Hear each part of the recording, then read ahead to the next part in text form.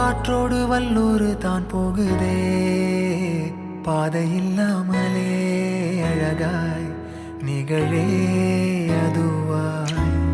நீரின் ஆழத்தில் போகின்ற கல் போலவே ஓசையெல்லாம் துறந்தே காண்கின்ற காட்சிக்குள் நான் மூழ்கினேன்.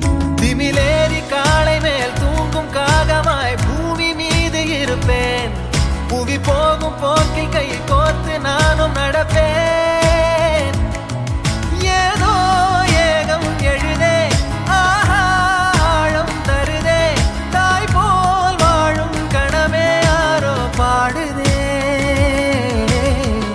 ஆரோ ஆரீராரோ,